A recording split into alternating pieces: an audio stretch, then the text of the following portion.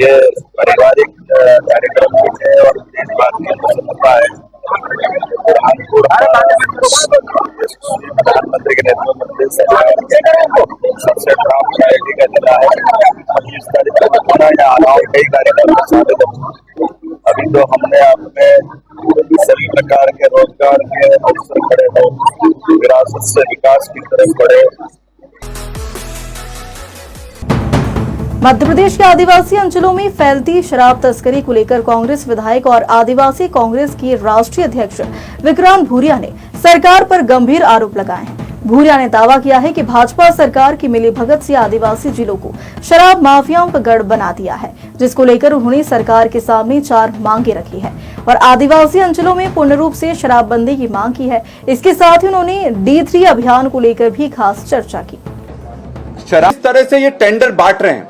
एक बहुत बड़ी विसंगति में आपको बताऊंगा कि झाबुआ अलीराजपुर आदिवासी जिला है, वहां पर 400 करोड़ का ठेका जाता है।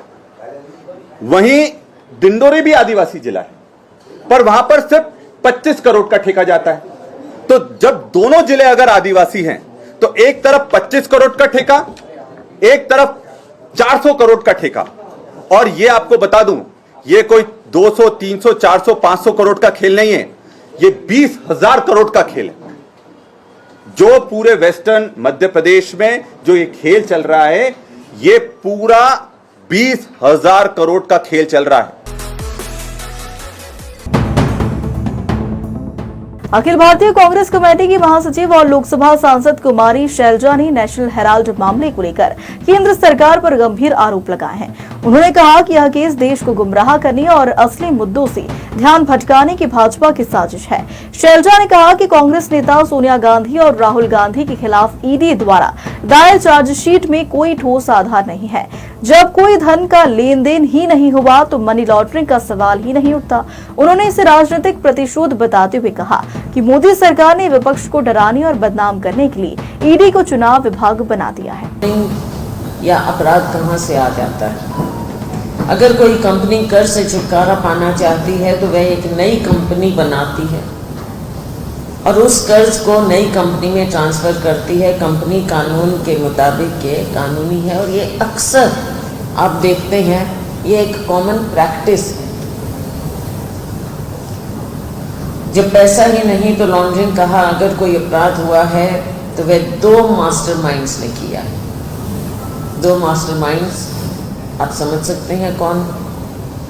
माननीय प्रधानमंत्री जी मोदी जी और माननीय गृह मंत्री जी अमित शाह जी।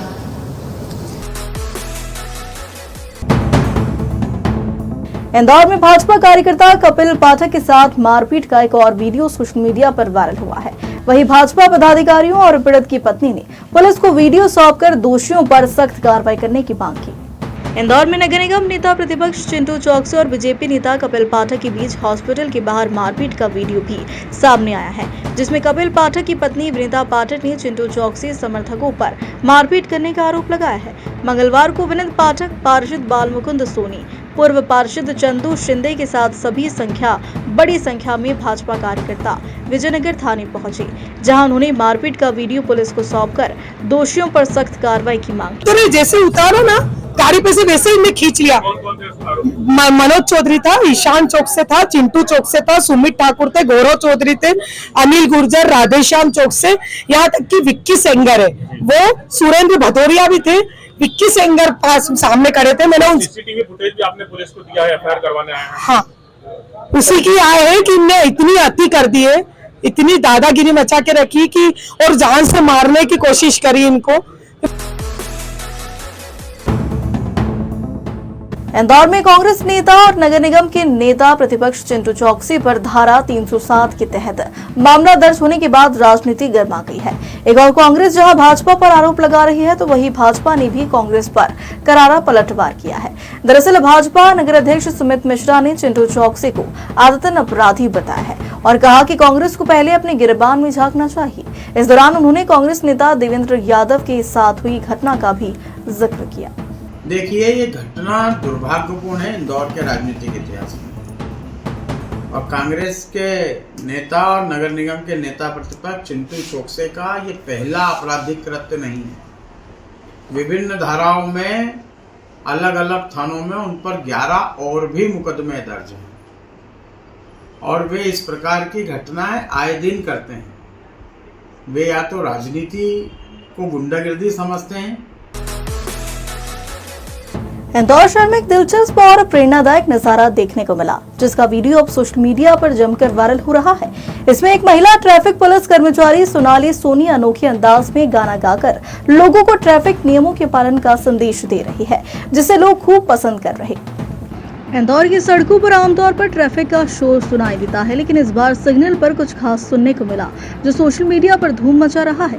दरअसल इंदौर की बिगड़ेल ट्रैफिक को संभालना और लोगों को ट्रैफिक सिग्नल के पालन की नसीहत देने पर लोग भले ही ध्यान न देते हो, लेकिन यदि लोगों को गाना गाकर ट्रैफिक के नियमों का संदेश दिया जाए तो लोग एक बार जरूर ध्यान देंगे। इसी सूत्र वाक्य के साथ इंदौर के यातायात थाने में पदस्थ ट्रैफिक कांस्टेबल सोनाली सोनी ने बीते दिनों 2 चौराहों पर गाना गाते हुए ट्रैफिक संभाला था। बस इसके बाद उनके यहाँ दोनों वीडियो ऐसे वायरल हो गए कि सोनाली सोशल मीडिया पर खासी लोकप्रिय हो गई और लोग उनके इस अनोखे प्रयास को खूब पसंद कर रहे हैं। जो आपके चेहरे की स्माइल है ना, ये बरकरार रहेगी यदि आपका सिर भी सुरक्षित रहेगा।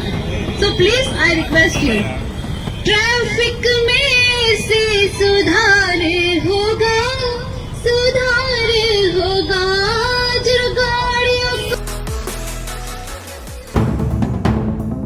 मंडला जिले से एक चौंकाने देने वाली खबर आई है, जहां ग्राम पंचायत मुनू में एक नाबालिग लड़की के साथ दुष्कर्म और गर्भपात कराने का मामला सामने आया है। पीड़िता ने गांव के ही 7 से 8 युवकों पर लंबे समय से शारीरिक शोषण और गर्भपात के लिए दबाव बनाने का आरोप लगाया है। दरअसल यह पूरी घटना मोहगांव विकासखंड की ग्राम पंचायत मोनू में आने वाले कसोटा गांव की है। यहां रहने वाली नाबालिग पीड़िता के साथ कथित तौर पर कई दिनों तक यौन शोषण किया गया। स्थानीय लोगों के अनुसार आरोपियों ने न सिर्फ पीड़िता को प्रताड़ित किया, बल्कि उसकी गर्भवती हो जाने के बाद उसके परिवार को गर्भपात के लिए भी मजबूर किया। इसके अलावा आरोप है कि गांव के ही एक झोलाछाप डॉक्टर ने इस गर्भपात को अंजाम भी दिया। वही आरोपी युवक पीड़िता और उसके परिजनों को लगातार धमकियां दे रहे हैं। जहां इस मामले की गंभीरता को देखते हुए मंडला पुलिस ने तुरंत कार्रवाई की और 5 लोगों को गिरफ्तार किया। घटना की जानकारी देते हुए एसपी रजत सकलेचा ने बताया कि पहले एक व्यक्ति ने पीड़िता के साथ बलात्कार किया, जिसके बाद अलग अलग समय पर कुछ अन्य लोगों ने भी उसका शोषण किया। अब तक 5 आरोपियों को गिरफ्तार कर न्यायालय में पेश किया गया है। उसके बाद उन्हें जेल भेज दिया गया। साथ ही दफन किए गए भ्रूण को बरामद कर डीएनए जांच के लिए भेजा गया है, ताकि दोषियों को सजा दिलाई जा सके। क्षेत्र में एक युवती के द्वारा थाने में आके शिकायत की गई कि जब वो नाबालिग थी और बालिग होने के पश्चात भी पूर्व में एक युवक के द्वारा उसके साथ दुराचार किया गया और साथ में मौका मिलने पर अलग अलग समय पे अलग अलग युवकों ने उसके साथ बलात्कार किया। उसी की शिकायत पर 5 युवकों पर अपराध दर्ज किया गया है, जो सामूहिक बलात्कार नहीं है, लेकिन अलग अलग परिस्थितियों में और अलग अलग समय पर बच्चे के साथ बलात्कार किया गया है, जब नाबालिग थी और बालिग थी उसके पश्चात भी। 5 को गिरफ्तारी के पश्चात ये भी पता चला कि जो युवती है उसको 5 माह का भ्रूण था और उसके गिरने के पश्चात उसको भी गाड़ दिया गया था, तो उसको भी एसडीएम से अनुमति प्राप्त करके निकाला गया है और डीएनए एनालिसिस के लिए भेजा गया है कि वो जो बालक था, जो भ्रूण था, वो कौन से दुराचारी का है। तो इस तरह से इसमें एफआईआर की गई है, 5 युवकों को गिरफ्तार किया गया और डीएनए की कार्रवाई चल रही है। साथ ही जो युवती का भ्रूण गिरा था, तो इसमें किस किस की संलिप्तता हो सकती है, उन चीज़ों की भी जाँच की जा रही है और अगर कोई और भी मेडिकल चिकित्सक या फिर कोई और अन्य व्यक्ति भी इसमें संलिप्त पाया जाता है तो उनके विरुद्ध भी इसमें अग्रिम कार्रवाई की जाएगी। प्रमुख तौर पे जैसे डॉक्टर की बात सामने आ रही, जोड़े साहब डॉक्टर की, सर क्या स्थिति कुछ जानकारी उससे ले पाई पुलिस ने अभी तक? अभी चूंकि युवती के माननीय न्यायालय के समय भी बयान हुए हैं, तो उसमें युवती ने बताया था कि उसे कोई सुई लगाई गई थी पेट दर्द के पश्चात, जिसके पश्चात उसका भ्रूण गिरा है।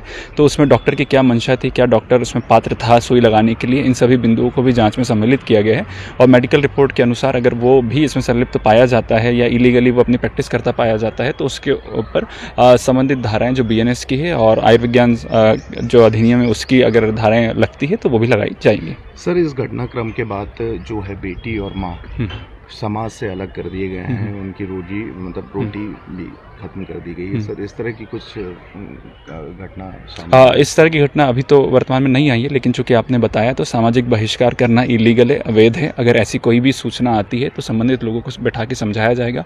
पैसा एक्ट का क्षेत्र है तो उनकी पंचायत के माध्यम से भी उनको समझाया जाएगा और उसके पश्चात भी अगर किसी के द्वारा यह अवैधानिक कृत्य किया जाता है तो उनके विरुद्ध भी वैधानिक कार्रवाई की जाएगी।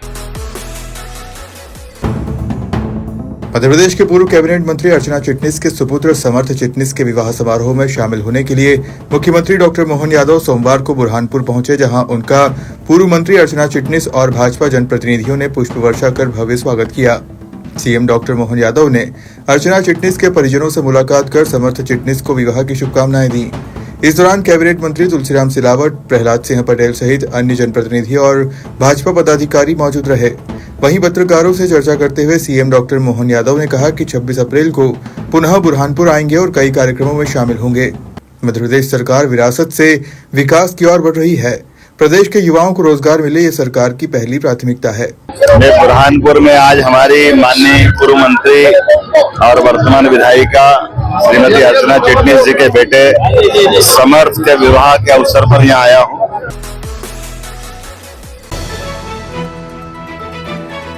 Free online classes. Prepare for the next session. From home with दैनिक अवंतिका। अधिक जानकारी के लिए संपर्क करें। हमारा नंबर है 7771090777।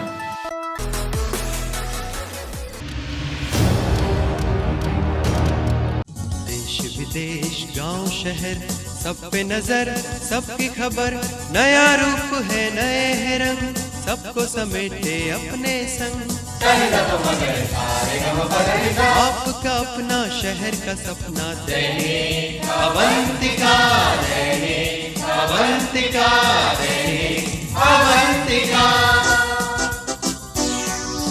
खेल राजनीति फिल्मी बातें सब कुछ ही हम इसमें पाते। घर होटल ऑफिस या दफ्तर, क्लर्क प्यून या हो फिर अफसर, सबका चहेता सबका प्यारा दैनिक अवंतिका, दैनिक अवंतिका।